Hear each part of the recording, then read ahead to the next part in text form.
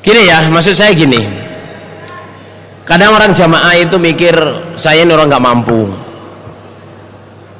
Ojo mainnya mikirkan mendidik anak, mikir makan untuk anak saya aja saya berat. Well, saudara jamaah, kalau anak kita ngasih makan nggak bisa, istilahnya ngasih makan apa namanya kurang, kita usahakan bisa mendidik anak, karena mendidik itu adalah makanan rohani, makanan yang lebih diperlukan oleh anak kita daripada sekedar nasi dan baju yang bagus. Kebanyakan orang, saudara jamaah, kalau mohon maaf ini ya, hidupnya dulunya nggak punya terus jadi punya anak itu pikirannya pokoknya anak saya nggak boleh menderita seperti saya, baju bagus, naik mobil, makan enak. Padahal bukan itu yang diperlukan oleh anak, bukan hanya itu maksud saya, tapi adalah apa? Napa Lur? Pendidikan. Lah pendidikan itu, mohon maaf ya, tidak harus, mohon maaf ini, tidak harus sekolah. Artinya pendidikan terus anehnya sekolah TK, SD, SMP, SMA. Iya, itu bagian kecil dari pendidikan. Pendidikan yang paling top, saudara, adalah di rumah. Pendidikan paling top di rumah, dari rumah. Cetak anak kita, seperti yang saya omongkan tadi, menjadi orang ahli syukur, ahli takwa, ahli ibadah, jadi orang yang soleh, menjadi orang yang tawakal, akhlaknya baik, dari rumah.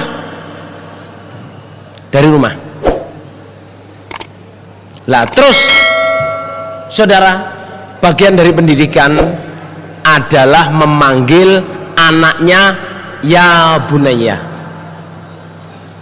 Halo, apa tadi saya ngomong? Ya bunayya. Maksudnya apa? Bahasa Indonesianya, hei anakku, nak sini nak. Bapak-bapak, saya tanya pada diri sendiri ya, ibu-ibu ya, pernahkah sampean memanggil anak sampean dengan kata nak? Kalau belum, meskipun yang muda-muda, biasanya keluarga muda itu manggil anaknya namanya, terus bangga dengan namanya. Boleh bangga, tapi anak, saudara jamaah, untuk mensadarkan bahwa kita ini bapak ya, panggillah anak itu sebagai nak. Hei nak, sini nak. Ini diajarkan dari kitab Taurat, Injil, Zabur, semua, bahkan di Quran, saudara jamaah. Itu katanya yang ahli ngitung, saudara, kira-kira kata ya bunayya, wahai anakku, itu di Quran disebutkan sampai 17 kali. Sampai berapa kali, saudara jamaah? 17 kali. Bapak-bapak, ibu-ibu yang belum pernah memanggil anaknya anakku, latihlah dirimu. Jangan panggil nama. Bahkan kalau panggil, saudara jamaah, mestinya itu panggil ya seperti orang Jawa. Panggilkan mas, panggilkan kakaknya ke adiknya itu dek, sejak kecil. Tapi yang penting lagi adalah kita, nak sini nak.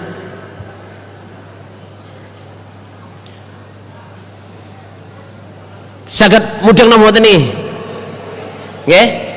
keluarga muda yang anaknya baru umur 5 tahun, 4 tahun, 2 tahun, jangan memanggil anak dengan nama saja. Latihlah dirimu memanggil anak itu dengan kata nak sini nak, sambil dirangkul, karena di Quran nyontohnya begitu. Surat Baqarah, am kuntum syuhada id hadar yaqubal maut id qala li banihi ma ta'buduna mim ba'di. Surat Yusuf, gitu, id qala Yusuf abi ya abati inni ra'aitu ahada asyara kawkaba wasyamsa wal qamara ra'aituhum li sajidin qala ya bunayya la taqsus ru'yaka ala ikhwatika fayakidu laka kaida. Ya bunayya, Luqman, saudara jamaah, memanggil anaknya. Il qala Luqman li binihi qala Luqmanu libnihi wa huwa ya'iduh ya bunayya la tusyrik billah inna syirka dzulmun adzim. Saudara, ini satu kata-kata ya, satu kata-kata memanggil kepada anak itu sangat penting. Sangat penting. Saya sendiri merasakan, saudara jamaah. Saya dulu lama manggil anak saya itu nama Umah. Tapi lama-lama saya harus merubah. Nak, sini nak. Karena memang di Quran seperti itu. Nah itu. Nah, terus saudara jamaah, ini sekarang menginjak prioritas. Prioritas pendidikan. Ada beberapa masyayikh itu ulama-ulama dulu. Ulama dulu itu maksud saya bukan ulama. Ulama dulu itu seperti sahabat, tabiin, ya toh. Ahli tafsir. Mangkul, okay? Bukan awuran, saudara. Itu yang pertama itu mereka mengkategorikan pendidikan utama bagi anak itu kalau menurut surat Luqman, okay? Menurut surat Luqman, yang pertama ditulis ya, yang pertama anak itu diajari tentang keesaan Allah, diajari keesaan Allah untuk tidak syirik kepada Allah. Kalau bahasanya umum itu orang diajari tauhid, Allah itu satu, Allah itu maha kuasa, ya, Allah itu satu, Allah maha kuasa. Yang pertama. Yang kedua, nomor 2 itu diajari untuk berbuat baik kepada orang tua, birrul walidain. Nah, birrul walidain. Nah, birrul walidain ini yaitu contohnya yang paling top untuk birrul walidain ini, yang paling top di situ disebutkan syukur. Jadi birrul walidain maksudnya anak diajari syukur kepada orang tua.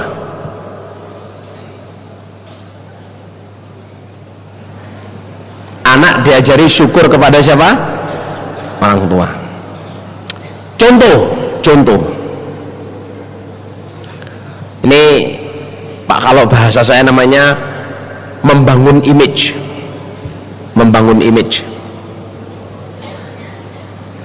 Suatu hari saudara jamaah, bapak duduk dengan anak-anaknya,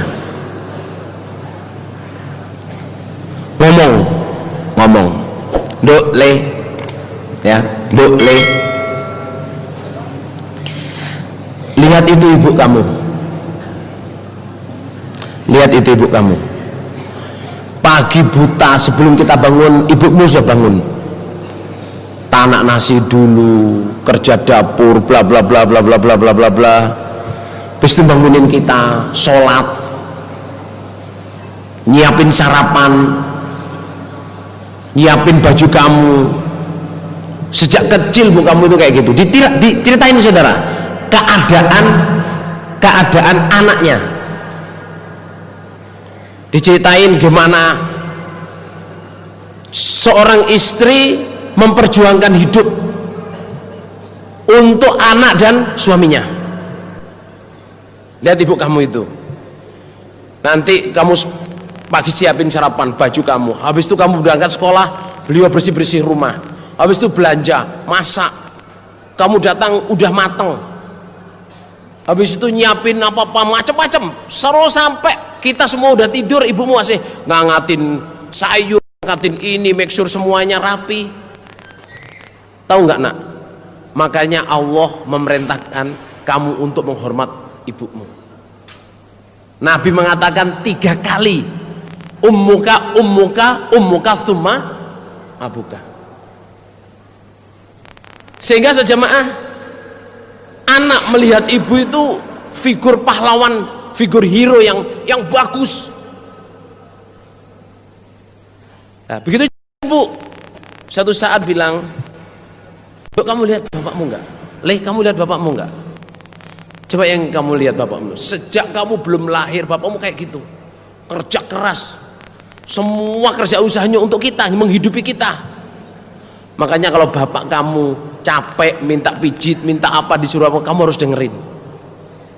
Kayak ini diperintah untuk ditaati 3 kali, tapi saya berbuat seperti ini nak karena bapakmu itu.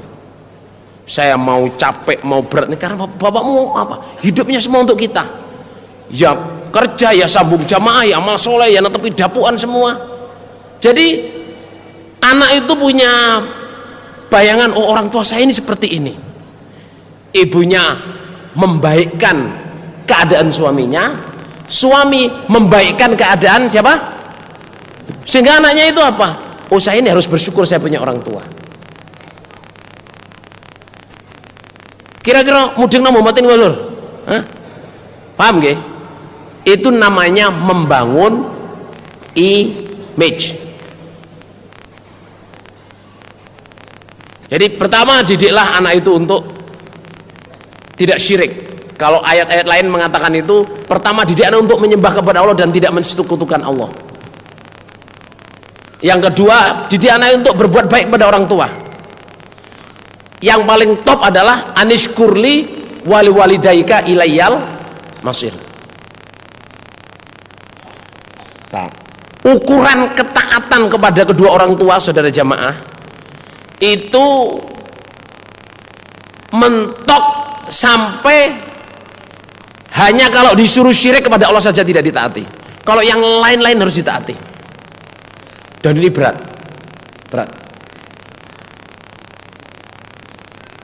Paling kalau urusan cinta, saudara.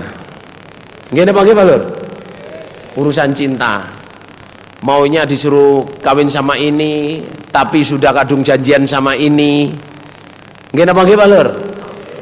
Boso digagalkan itu yang janjian mengingkari janji, Pak Lur. Ada dulu orang berhasil di Indonesia, saudara jamaah, orang berhasil di Indonesia, saya nggak mau sebutin orangnya ya. Itu salah satunya, saudara jamaah, teliti itu dia itu baik ke orang tua. Suksesnya itu, saudara jamaah, karena baik kepada ibunya. Dia bujang dengan gaji segitu, saudara, bujang. Itu oleh ibunya dibawain foto perempuan.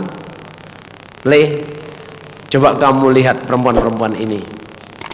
Ini ibu berkenan semua. Kamu pilih. Apa jawabnya? Ibu pilihkan untuk saya. Itu yang saya nikahi. Zaman nikah ya, lewancar. Karena apa? Kehidupannya itu didukung oleh ibunya. Atas ridho orang tuanya. Lah ibu-ibu jangan mempersulit anak. Ngoten nggih? Jangan mempersulit anak. Jangan membuat anak itu susah mengambil keputusan. Dalam arti apa? Diperintah yang tidak menyenangkan dan bilang, saya ini ibumu, kamu harus taat saya. Jangan sampai. Kayak gini. Pendidikan ini ya saudara, kadang itu saya sendiri ini masih meraba-raba. Gini apa Lur? Meraba-raba itu pengalaman saya ke belakang, melihat bapak ibu saya, sampean juga sebagai orang tua, pengalaman sampean dari orang tua sampean apa? Yang saya tahu, bapak saya, ibu saya nggak pernah sekolah menjadi bapak dan nggak pernah sekolah menjadi ibu. Gimana Lur? Nggak pernah sekolah. Ya mereka membesarkan berdasarkan instingnya, berdasarkan pengetahuan Quran hadisnya. Lah sekarang Bapak Imam kita Haji Abdul Aziz jamaah menggerakkan betul PPG, membantu jamaah mendidik anak-anaknya, diberi dari banyak pendapat-pendapat, diberi banyak sarah-sarah, ya toh. Salah satunya jamaah yang akan saya berikan ini supaya kita sadar bahwa anak itu perlu pendidikan, bukan hanya makan, bukan hanya minum. Kalau kita nggak bisa ngasih makan cukup, kenapa kita nggak ngasih pendidikan cukup? Kalau kita bisa ngasih makan cukup, kenapa kita nggak memberi pendidikan yang cukup dari rumah? Ajari anak kita untuk apa? berbuat baik kepada orang tua. Salah satu contohnya caranya seperti itu, atau menyuruh orang lain, atau nasihat orang lain, atau cerita sendiri, atau nak kamu itu harus hormat dengan saya itu cinta dengan kamu. Kamu merengut, kamu marah, kamu apa, well, semua sudah saya maafin. Saya marah nggak ada gunanya. Kamu sebabnya kamu anak saya nggak bisa ceraikan kamu. I cannot divorce you. Gak apa lor. Kalau istri bisa dicerai tapi kamu nggak bisa dicerai. Saudara, bicara dengan anak. Yang umum terjadi jamaah, anak itu salah itu ya anak semua. Orang tua itu pasti benarnya. Gak apa lor. Gak apa. Jadi orang tua selalu benar, padahal tidak selalu benar. Kalau salah ya minta maaf gitu aja. Nak, saya mohon maaf nak ya, mungkin saya ini mentak-mentak kamu, saya ini emosi. Tapi dasar saya nggak ada lain kecuali cinta sama kamu. Tapi anyway saya minta maaf kamu. Bicara, say something. Akhir-akhir ini sudah jamaah ada orang itu cerita di dunia maya saudara jamaah tentang pendidikan anak. Ada anak itu bunuh diri saudara, umur 14 tahun 13 tahun bunuh diri, katanya ngelihat game. Ternyata enggak saudara, ternyata enggak puas dengan kedua orang tuanya. Anak itu sebagai objek, anak itu sebagai alat pemuas nafsu orang tuanya. Apa itu? Saya dulu pengen anak saya jadi pemain bola top. Anak saya pengen jadi ahli matematik. Anak saya pengen jadi ini. Jadi bayangan dia yang gak kegaduh itu anaknya harus bisa. Anak saya harus jadi dokter. Padahal anaknya pengen jadi mekanik. Sekolah mekanik. Duduk mekanik, tukang montir bener. Mechanical engineering. Dipaksa saudara. Ada yang orang jamaah ini. Orang jamaah dipaksa sampai jadi dokter.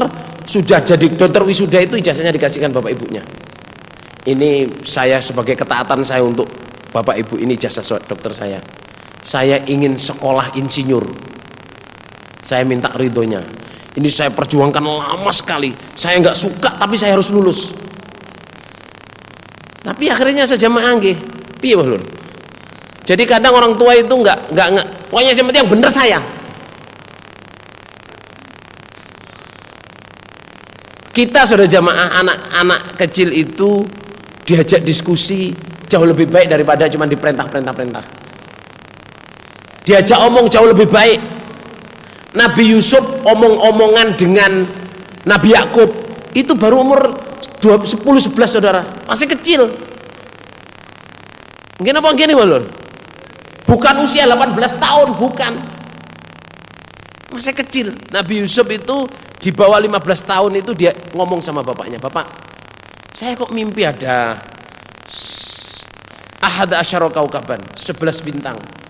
Wasyamsa wal qamar, ada bulan dan ada matahari. Semuanya sujud ke saya." Terus bapaknya bilang, "Nak, impianmu jangan diceritain saudara-saudaramu ya. Nanti kullu dzi nikmatin mahsud." Setiap orang punya nikmat itu ada yang iri. Tapi dialog saudara. Jangan anak itu dianggap belum pantas untuk diajak dialog. Apa dialog nih lur apa? Omong-omongan saudara. Ajak anak kita untuk omong-omongan.